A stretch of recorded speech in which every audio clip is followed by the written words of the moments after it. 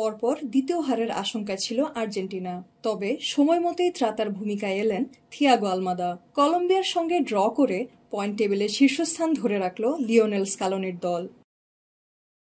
ম্যাচের ২৪তম মিনিটেই লুইস দিয়াসের গোলে পিছিয়ে পড়ে আর্জেন্টিনা। এরপর এনসো ফার্নান্দেস দেখলেন লাল কার্ড। তাতে বিশ্ব চ্যাম্পিয়নদের উপর চাপ আরও বেড়ে যায়। এমনিতেই দল হয়ে গেছে ১০ জনের, তার মধ্যে মাঠ ছাড়েন লিওনেল মেসি। তবে হাল না ছেড়ে একের পর এক আক্রমণে যায় স্কালোনির দল। ৮০তম মিনিটে আলমাদার দুর্দান্ত এক গোলে সমতায় ফেরে আর্জেন্টিনা।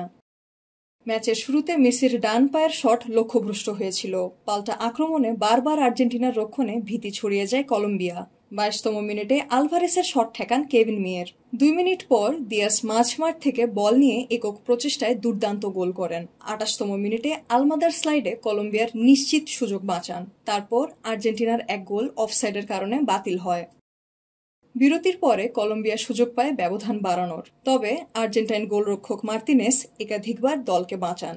৭১তম মিনিটে বড় ধাক্কা খায় আর্জেন্টিনা। কেভিন কাস্তানোর মাথায় পা লাগায় সরাসরি লাল কার্ড দেখেন ফার্নান্দেস। এখন যে কোনো ব্র্যান্ডের পুরাতন এসি বদলে নতুন ওয়ালটন এসিতে উপভোগ করুন ২৫% ছাড়। তবে একজন কম নিয়েও আর্জেন্টিনা আক্রমণ চালাতে থাকে। অবশেষে ৮১তম মিনিটে ডি বক্সের বাইরে থেকে আড়াআড়ি শটে গোল করেন থিয়াগো আলমাদা।